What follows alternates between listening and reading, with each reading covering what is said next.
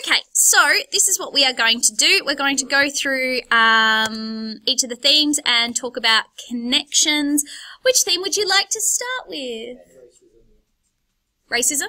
Okay. It's the easiest. Race, well, I would kind of just go race. Whoop.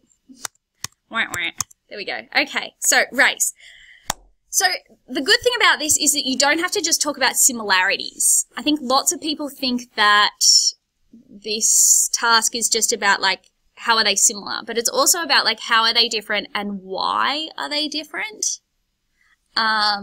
That's an important factor of it as well. It's like, well, why has one person done this and then why has another person, you know, done it differently. So let's talk about race. What is one thing that is similar that we see about race in both of them?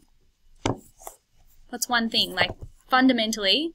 Indigenous or discriminated against? African Americans are not Indigenous. They're both seen as... So yeah, people of colour. Yeah, people of colour are the people who are discriminated against. Yeah. People of colour are the ones who face discrimination. Yeah? I think fundamentally that's a given, isn't it? That seems to be the case. Okay, anything else? Good, they're both portrayed as, yeah, as something lesser than human.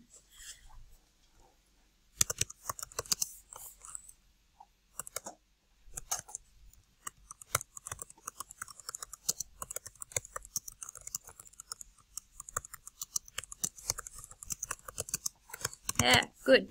And it's good to start kind of collecting words that you can use instead of like people of colour or, you know, black people or whatever. Like you can use those terms, but it's good to kind of have like a bit of a repertoire because otherwise you just feel like, particularly if you get a question on race, you'll just feel like you're saying the same thing over and over again. So, you know, things like marginalised groups, that would still kind of, to me, go, okay, so you're talking about the people of colour without having to kind of say the same phrase again and again. Okay, another similarity? You can use a chair, Caleb. We're generous like that. You don't rent them out. Okay. Like in both texts, they both have like nicknames that get called like. Yeah, like derogatory names. Yeah. No, but like in like these, they name them like Darky. I don't think that's like.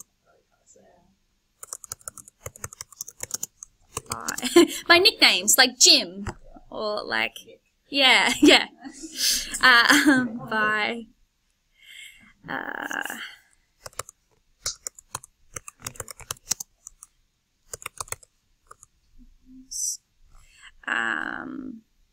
That like they either like imply like their subhumanness or that they're like animal, yeah, or like that they're animals. Like they're either that they're subhuman or that they're animal, like mule. Like, you know, what's the line in Longest Memory?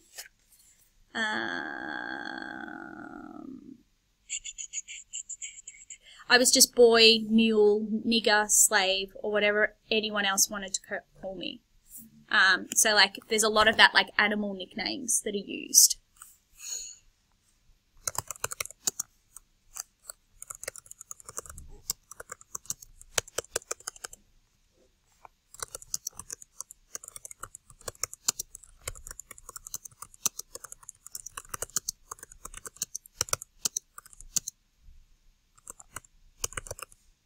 Good. Anything else about race? What about the kind of reasons or the justifications for treating someone of colour with, yeah, so, well, what reasons do we get in the text that it's like, well, it's okay to treat people of colour as lesser because, like, there's some similarities in terms of, like, their justifications. How are they both, you know, how are they both justified? Yeah, good, good. There's that us and them kind of justifications.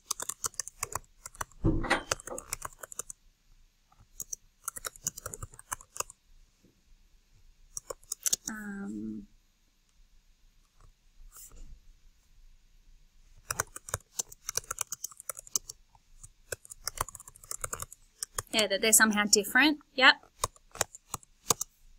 I would say another one that is used. Is it used in both? Yeah, I suppose so. Is that like that they're not intellectually capable? So like with the money thing, you know, with Ern, Bob and Norm, like the reason that Aboriginal people didn't get their money given to them was because that it was implied that they couldn't, that they wouldn't understand what to do with it. That they would just, I don't know, throw it away. Yeah, yeah, and even in the Virginian, like the reason that it gives for them not being free is because, they wouldn't be able to deal with it. Sorry. The kind of emails I get all day. That they are different, that they are intellectually incapable.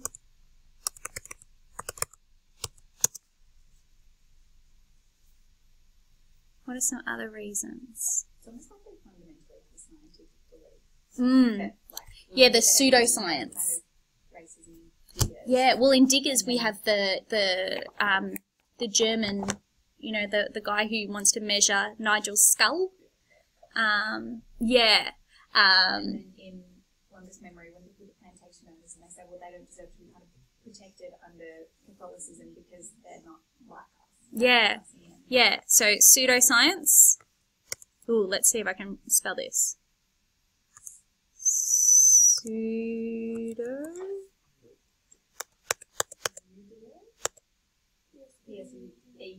P-S, what do you reckon? E-U-D-O. Ah, there we go. I was close. I was close. So pseudoscience. Anything else?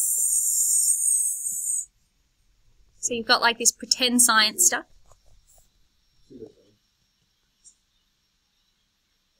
Pseudoscience. You don't believe that? No, You think I'm just making that up?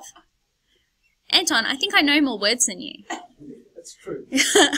I'm gonna take a bold statement and say I reckon I've got a better vocab than you, Anton. I know it's a bold claim, but I reckon I can make it. All right. Pseudo means like pretend. I can't see Anton's face. It's weirding me out. I have to move that. Okay. I'm like talking to a chair. Yeah, pseudo means like pretend science. So, for example, people say that psychology is a pseudoscience. I don't believe them. I don't support that, but people do say that, don't they? Yeah. They do say that it is a pseudoscience. Well, yeah, because everybody knows that chemistry is not real. It's just magic. Like, it's just magic and wizards, obviously. Keep up. So, any other reasons that are kind of given that are similar?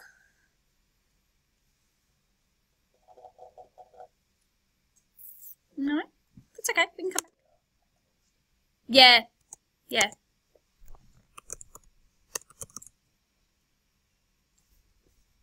Yeah, that they're animals. They're not humans, they're animals. Yeah. Okay. What about the impact of racism? What are some similarities there? Do we have similarities of the impact of racism? Yeah, good.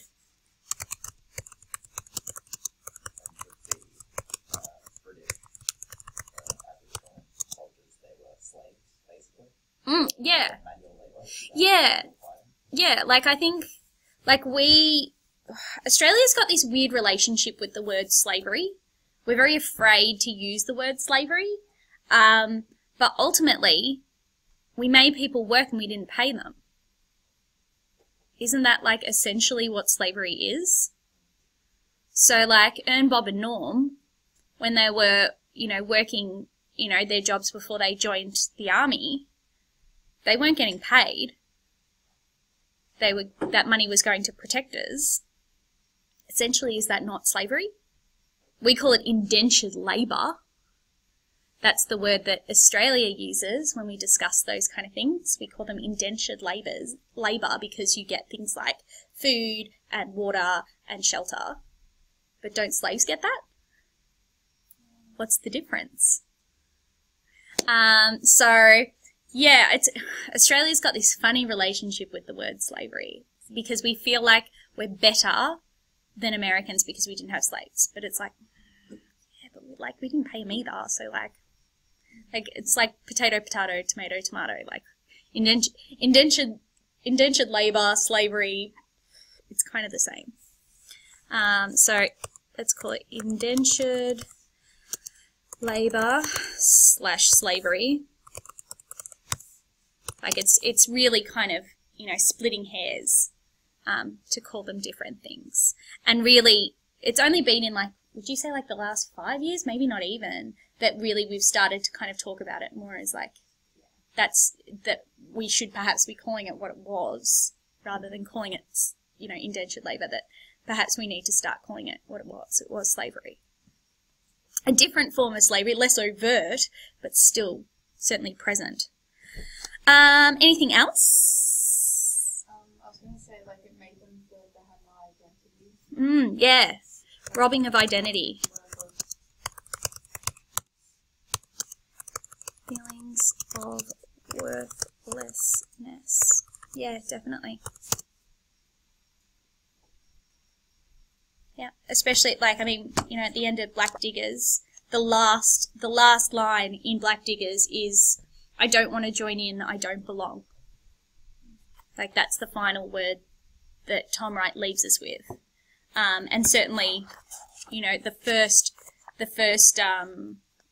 chapter that we get is definitely, a sense of not feeling a sense of identity. Or like he says, I had no name. I just had whatever anyone else chose to call me. Anything else? I'm going to throw one out there that's a little bit more, I don't know how I describe it, but a little bit kind of more all-encompassing. But it's something that Wesley Enoch talks about in his foreword. And this foreword actually is a really useful little bit that he gives us. Where is it? In the play. It's definitely worth reading because he basically tells us why this play exists, what it's trying to achieve.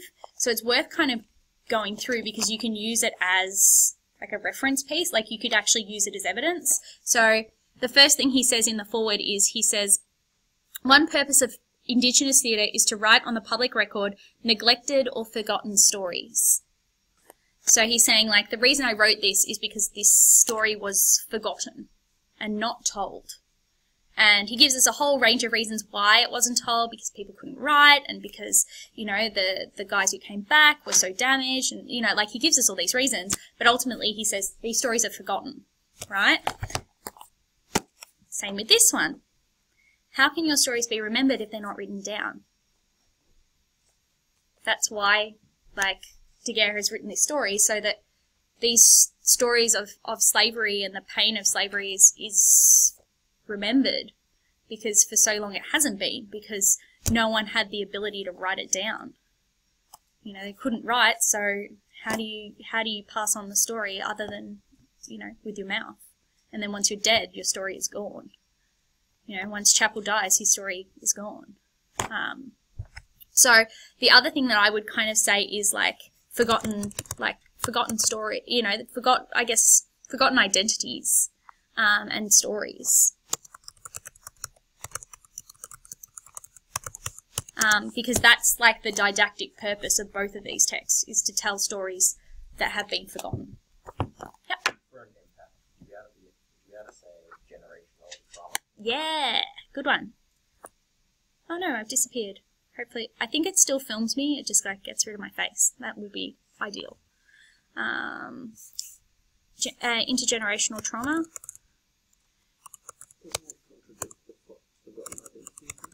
Well, just because they know their own stories, it's about like public knowledge of stories. Like, you know, so for instance with Birdie's family, like we actually see a demonstration of intergenerational trauma where like the granddad is talking about like, you know, these boots that kicked us, and the mum's talking about like, you'll never get in.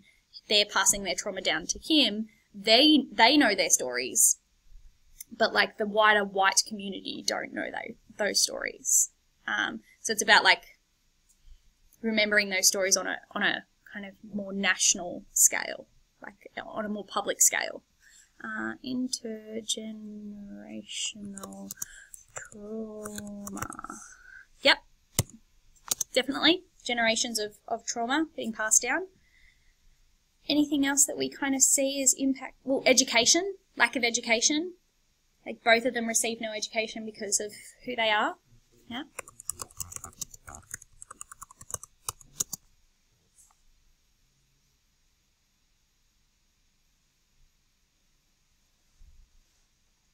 Anything else?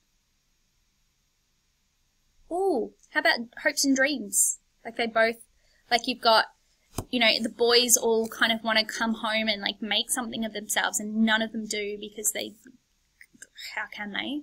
Like even Nigel, who has every opportunity and has an exceptional life in terms of an Indigenous man at that time, like he still turns out to be an alcoholic who, you know, ends up being a walking signpost. And then Chapel, his dream is to become a writer and to, you know, make money from his writing and marry Lydia and, you know, live a life with her. They both have their dreams kind of taken away from them because of racism. Like, it's impossible for them to achieve their dreams because of racism.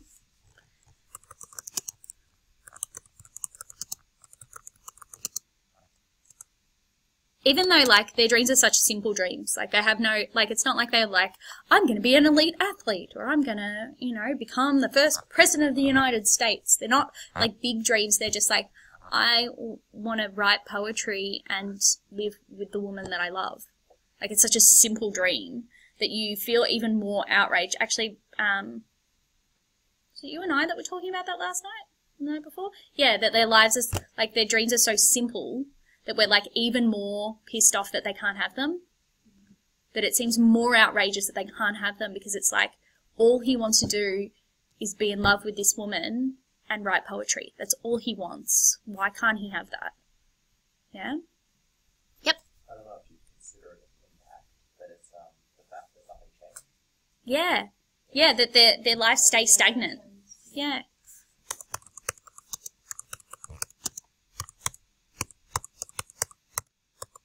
Cool. Anything else? I was gonna say, like, they lose their family from racism, like with death, and like also in Blackbeard as well, when I think it's Birdie when he comes back and he's all traumatized, so technically they've lost him. Yeah, yeah.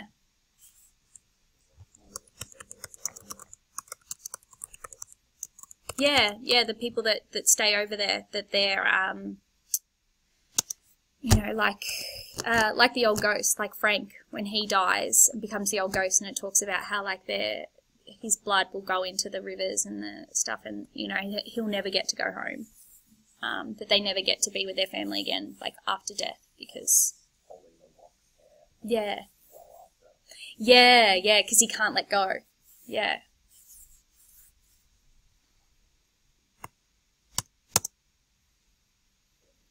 Anything else?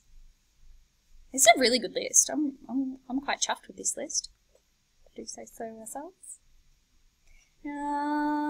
What else could we do in terms of similarities? Thoughts, Miss Cullinan? I was thinking this when they said about Darky in terms of the intent, is that they didn't mind by their race. Yeah, that's true. Yeah. Yeah, they can't. they can't kind of, Yeah, regardless of their experience, regardless of Whitechapel's being there and being royal, regardless of the boys going off to war. of their Or being achievements. educated, or Nigel being able to write a letter. Yeah. Or Chapel being able to write poetry. You know, he writes this amazing, beautiful poetry and it means nothing. Like if you read his piece, so you know how like they all have like their own chapters. When you read Chapel's chapter, it's so beautiful, so beautifully written in comparison to I mean, like, the rest is written nicely, but if you read his bit, where is it? His bit is just like so poetic and so pretty, in comparison, that we're supposed to kind of go, he isn't just like, you know, a guy writing. This is a poet. This is, you know, special. Which makes sense because the guy who wrote this, Fred de Guer, he is actually a poet by trade. Where is it? Why can't I find it?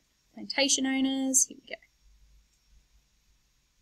Here, where he's describing his mum. It's like, my mother is an angel without wings, fallen from grace, the sun has smoked her skin. But she is lovely within, a pure light radiates from her. Though black, her soul is white. You know, it's so poetic. And such, like, pretty imagery and stuff. Like, that despite the fact that he is so exceptional, it means nothing. You know, because the weight of his race, you know, overshadows any sort of other skills or talents or whatever that, you know, or experiences that he has. Talents or experiences, they are still black. Cool. Anything else? So, like, as soon as you start kind of doing this, you see that there is so much similarity. Like, I feel like when you initially read both of them, you're like, they're not that similar. Like, they're about completely different things. But they're not. There is so much similarity in terms of the deeper messages and the deeper ideas. Particularly, I think, with race. Race has so much similarity. Any other similarities that we want to put up before I start doing differences? No? Alright, let's talk about difference then. Difference. I don't need that. That can go away. Difference. Alright, what are some of the differences? Well, the first one, Indigenous. Yeah. One, we're talking about Indigenous people, and the other, we're talking about people who are brought to the land. Yeah.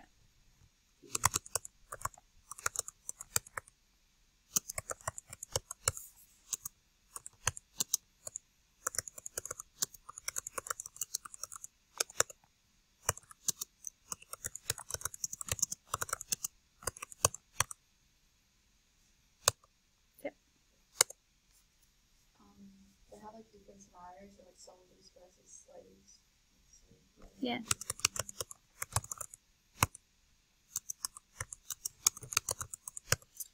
Which then kind of leads to my next one, is that obviously the people of colour in Black Diggers have a lot more freedom. Like, they still are kind of caged in terms of, like, they're forced onto settlements and stuff like that. They're not allowed to earn money for themselves, those kind of things. However, they still have some freedoms that certainly Chapel and Whitechapel don't have.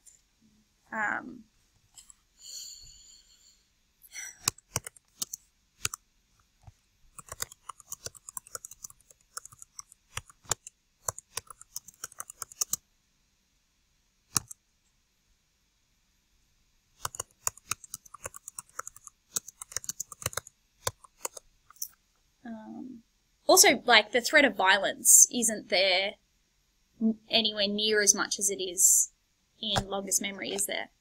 Like, the threat of violence is so present in the Longest Memory. And yes, it's kind of on the peripheral, like we have that bit where is it Ern or Harry? I can't remember. One of them is told that like the dad got beaten up by the other guy's dad for going into the pub. Do you remember that? And also, like, wasn't like someone's parents were murdered at the start. Oh yeah, Nigel's parents are murdered at the start. Yeah, but it's kind of more of a like peripheral thing, whereas like I feel like in The Longest Memory there is this like almost imminent threat of violence towards them.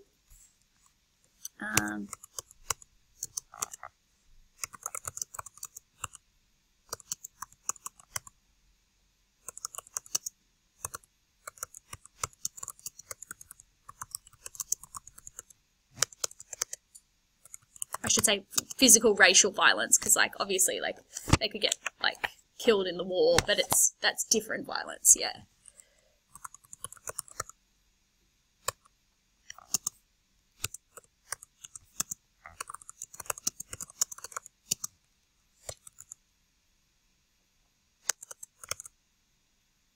Now I was trying to spell another word that I don't know.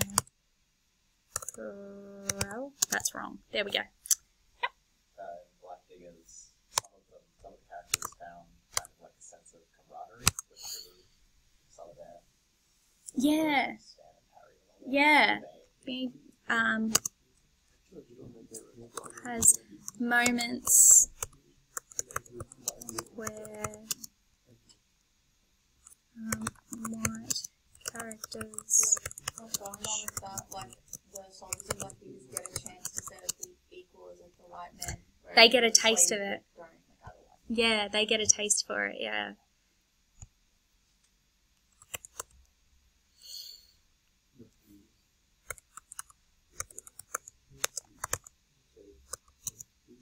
Yep.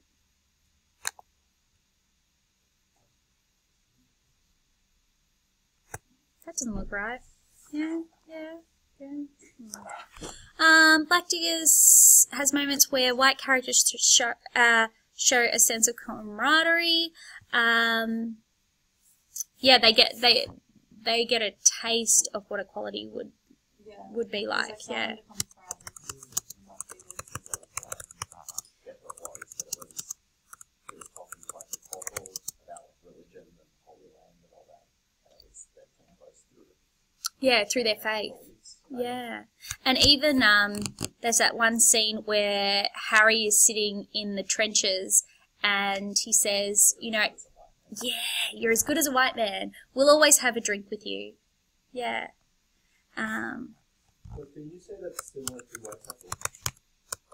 Like, he's low-key accepted by... Yeah, well, on terms, it's kind of like, yeah, terms and conditions apply. That as long as you continue to be good, then we'll treat you as like a pet. You're like a pet, not a actual equal. Like Whitechapel isn't treated as an equal to Mr. Whitechapel, but he's kind of like, you're like my special little guy. You're like, you're my pet. I feel like he's kind of treated equally to, like, Sanders.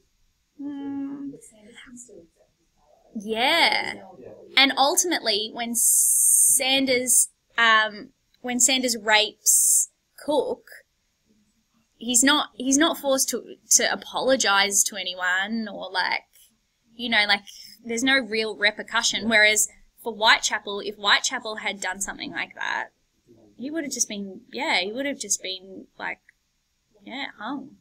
What do you call it? No, what do they call it when they do it themselves? Flag.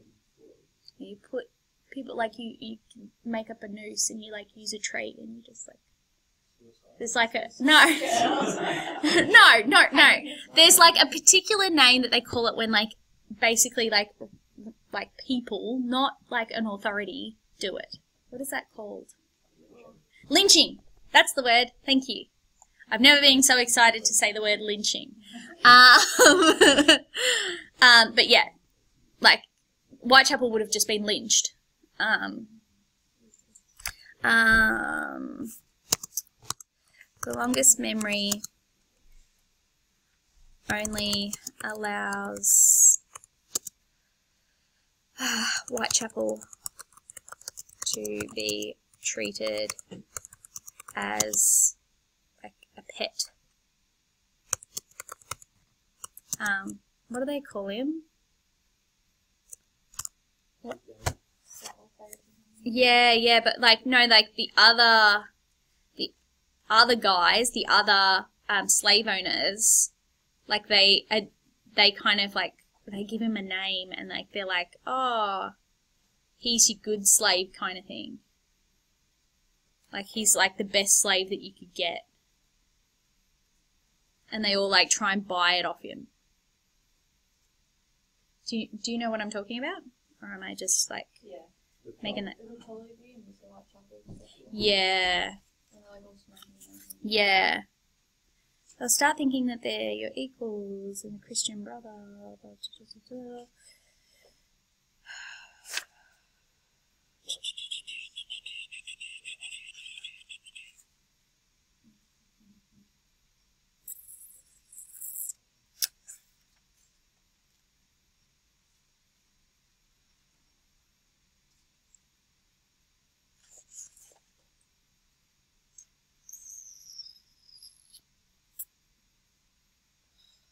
Now I'm not going to be able to find it. This is...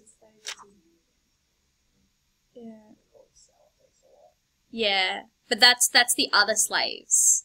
Actually, that would probably be worth writing in as well. How, like, the other slaves... So, like, there's a real sense of camaraderie within race in Black Diggers, whereas we see that, like, Whitechapel's betrayal, like it causes everybody to turn on him. Like they all hate him. The other slaves hate him, don't they? Because they call him sit-down grandfather and sour face and stuff. They don't like him. They actually push him over and stuff. You know how it talks about how No, they don't like him because of what he did to Chapel. They all hate him. And you've got to remember, these are all his family. Like, these are his descendants. They all hate him. Yeah, they hate him because of what he did to Chapel. In BD, we see camaraderie within race, but in The Longest Memory, Whitechapel experiences exclusion due to like his betrayal of his race, you know, his group. Yeah.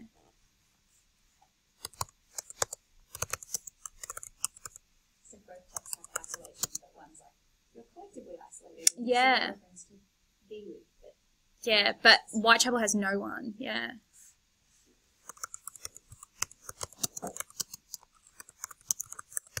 And it's kind of even sadder for Whitechapel being isolated because, like, so he does this thing because he thinks that it's, like, he thinks he's protecting his son. He thinks he's doing the right thing, like, by trying to bring his son back because he thinks it's the safest thing to do. Like, it's safer on the plantation than it is anywhere else.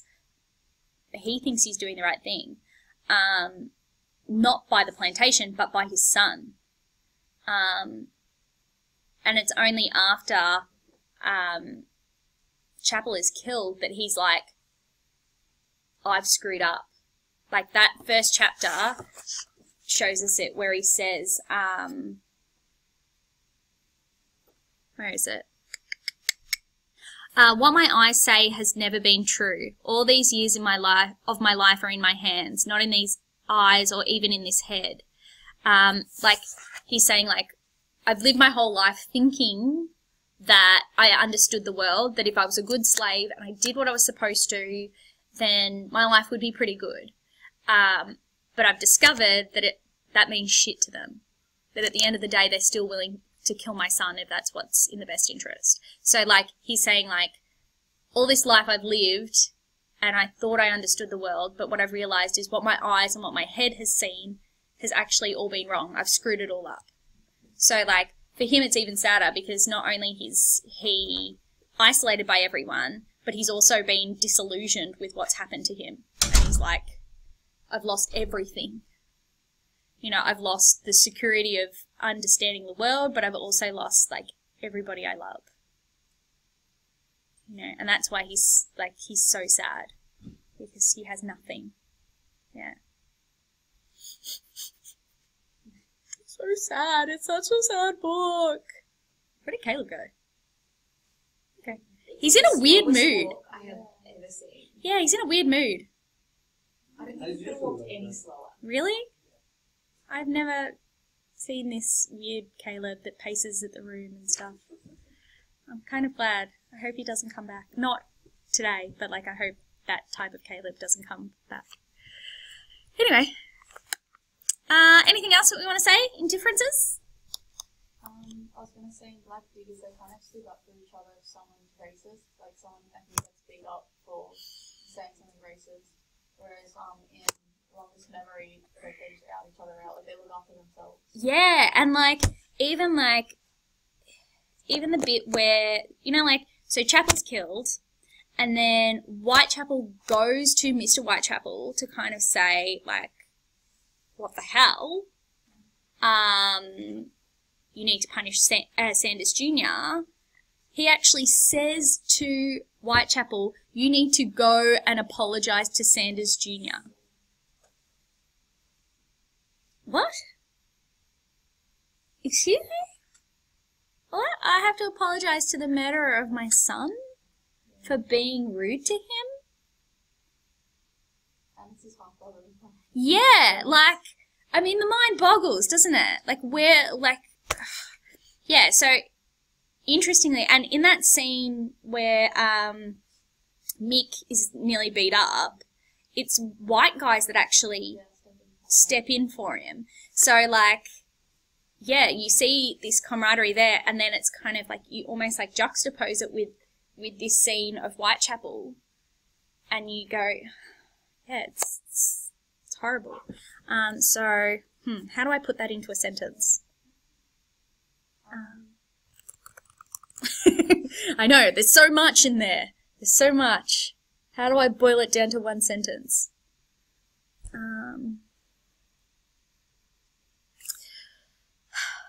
In BD, there are times where white characters stand up for black characters, but in The Longest Memory, white characters, they like,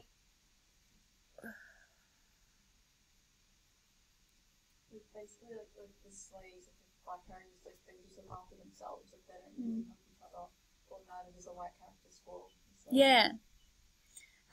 So like the white characters like are dismissive of like black violence, like yeah, but who's the scapegoat? Yeah, I guess like the black people are always their behavior is always like the scapegoat. That you just have to kind of like, oh well, you did the wrong thing, so you know, of course he beat you to death. Hey.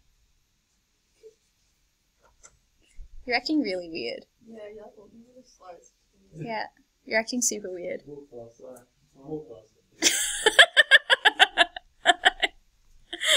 And just like pacing and stuff, it's weird. I don't have a problem with it. It's just strange. You just left, you're not saying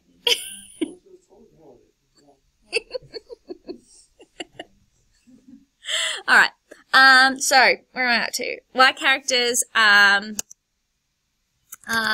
dismissive of violence against black people, and even fellow black characters will not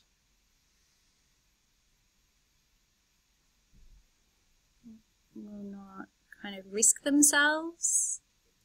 Yeah. It's like self-preservation. Yeah.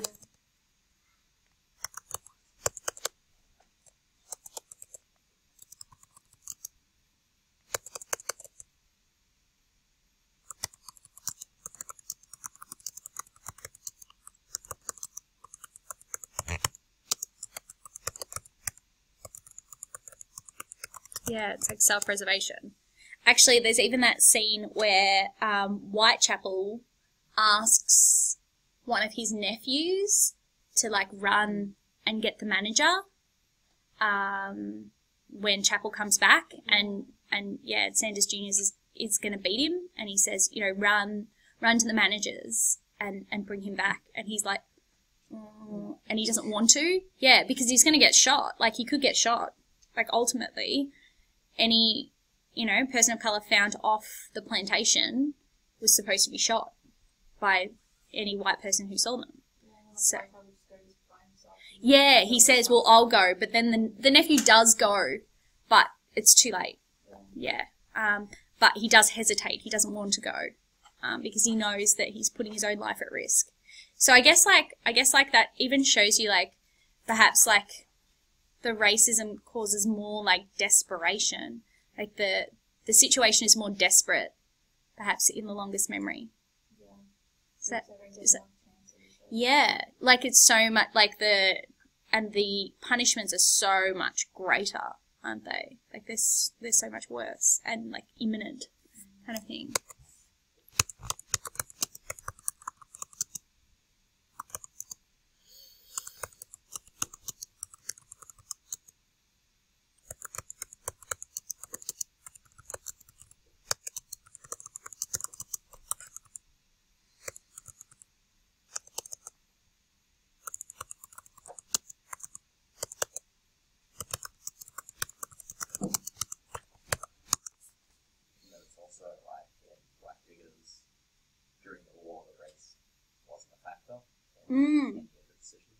Yeah, there's that moment, well, like we were saying, like, they get a taste for equality. Like, they actually get to experience what it would be like if race didn't matter.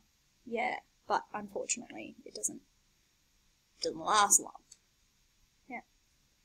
Actually, I was saying to my kids the other day when we were reading Black Diggers, is one of the key factors for the African American civil rights movement during the 20th century was actually World War I and World War II, because the Americans, they served in segregated armies, and so they went and they fought. And they went to places like France where there was no segregation, where black people lived alongside white people in relative harmony. And they saw that life and they went, well, why can't we have that?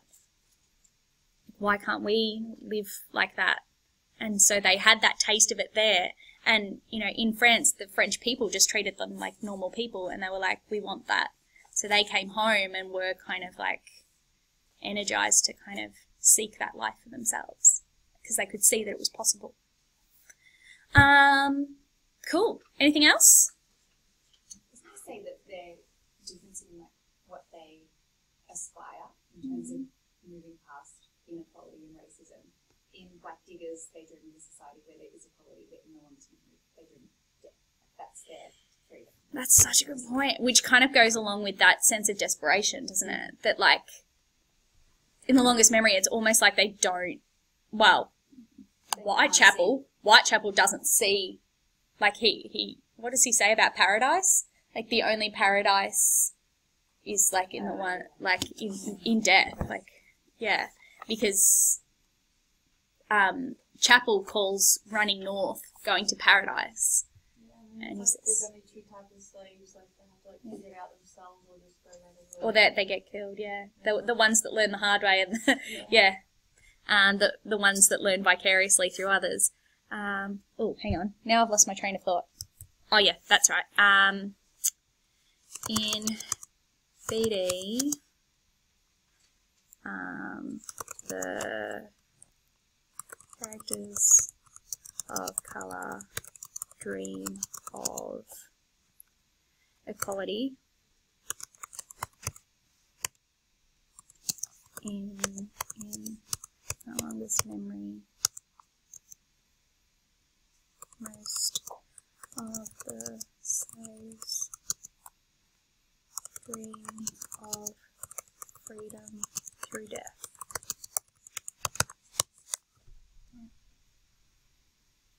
And Chapel doesn't dream of equality. He just dreams of freedom, doesn't he? Yeah. Which is like really a step down from equality. Like, you know, like equality is kind of that next step. But it's like, well, I'm free, but I'm not equal. And that's kind of, you know, all African Americans had until like the 1950s.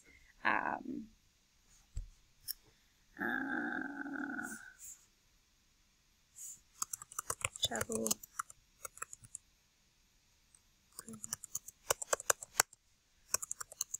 of freedom,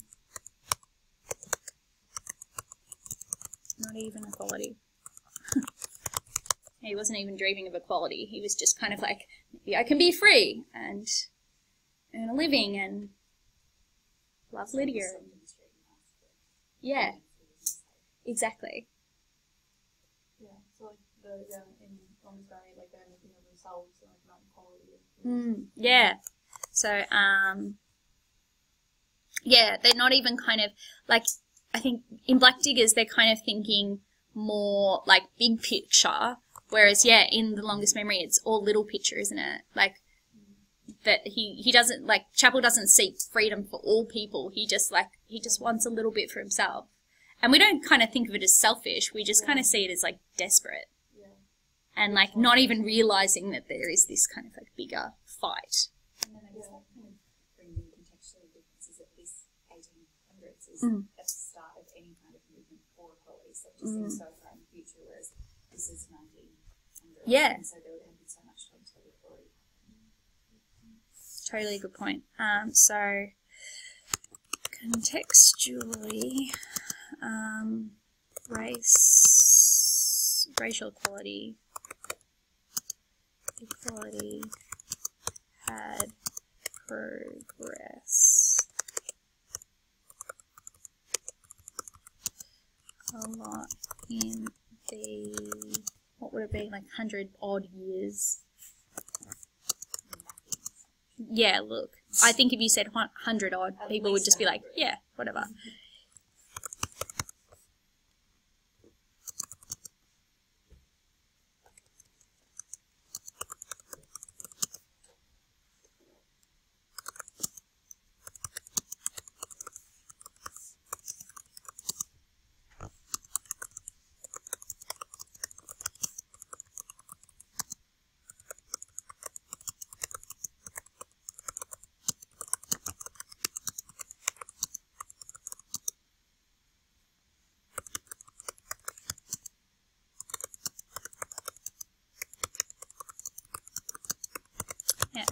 Okay, so contextually, racial equality has progressed a lot in the 100 odd years between the two contexts. Thus, Chapel is only seeking freedom for himself, and the Black Diggers boys seek equality for their people as a whole. You know, they see their people as a whole rather than like worrying about like what's going to happen to them. I think that also would have a bit to do with, like, you know how when we were talking about like that time, and we were talking about the context, and we talked about how like in the US, like, there was all these laws against like teaching people of color how to read and stuff because they didn't want them to find out that there were like slave riots and stuff elsewhere, because then that would then encourage, you know, more. And so, you know, Chapel wouldn't realise that there are other people seeking freedom. Or And other people that actually are freedom. yeah, and that there, well, he does know that you go north. He knows that. He knows that people want to go north to paradise. But, like, he wouldn't know that there are, like, wider things going on, that there is this abolitionist movement, and that there are white people that are out there that want to help him. And, like, he wouldn't know all of that. And even Lydia would be quite sheltered from it because she's a woman. So that kind of stuff wouldn't have been talked about to her. So she would have been quite sheltered from it too. So it makes sense that he only really seeks freedom for himself because he doesn't have a wider context of what's out there. To want to run. Yeah. That they're like brainwashed. Now, actually, we were kind of comparing like Whitechapel the other day to like having like Stockholm syndrome. You know, like that you're trapped and you just kind of go, I need to make the best of my circumstance. And, you know, that's why he is so kind of like admiring of Mr. Whitechapel, because he's kind of almost got that Stockholm syndrome of like, well, you know, he knows what's best for me. He takes care of me, and that's how it is. You know, it's this kind of, you know, forgetting that there could be more. Yeah. Anything else we want to add? Yep. Why not stretch? In Black Diggers, Nigel is more seen as like something to be studied and like a specimen, whereas in Longest Memory, it's more just that's where they should be, and it's not something that should be looked at anymore. Yeah. There's no curiosity in their situation or anything like that. Like they're just like they're animals. They're just like cows or sheep or whatever. Like who cares? You know, we just use them, and then when they die, get rid of them. Yeah, definitely. Whereas, yeah, there seems to be like some sort of curiosity with them. Nigel, when he's a baby, he's taken in by the taxidermist, yeah. And then in the and talks about him quite scientifically. Yeah. Yeah. It's like, full-blooded too. Perfect specimen. Yeah. And even like, you know, the bit. Camp as well with the scientist who wants to study him. Yeah. How different they are. Yeah, and even the, you know, the boys that they go out on recce and they're like, oh, I thought you could like see in the dark and stuff.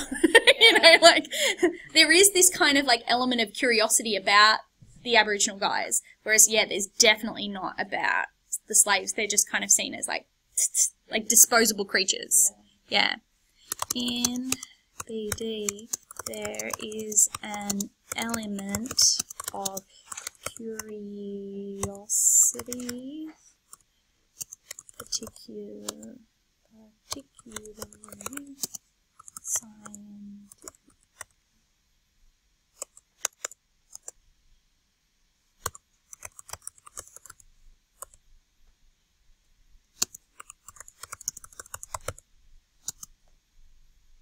I guess their makeup, you know, like how they're kind of put together. In The Longest Memory, there is no curiosity.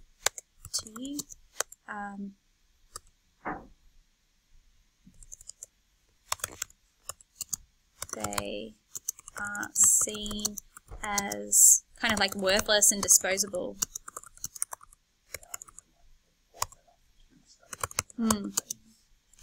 Not important enough to study.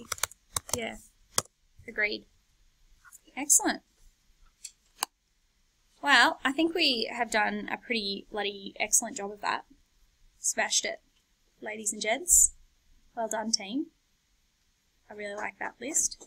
So now, what I would recommend that you do is you have a look at some of the, if you've got some of the practice questions, have a look at some of the race questions and kind of go, okay, well, these are the kinds of things I could talk about that would work. These are the kind of ideas that I should be reflecting on and using and talking about. Look, it's all there. Cool? Sound good? Yep. Yay! Good job, team. I'll stop the video.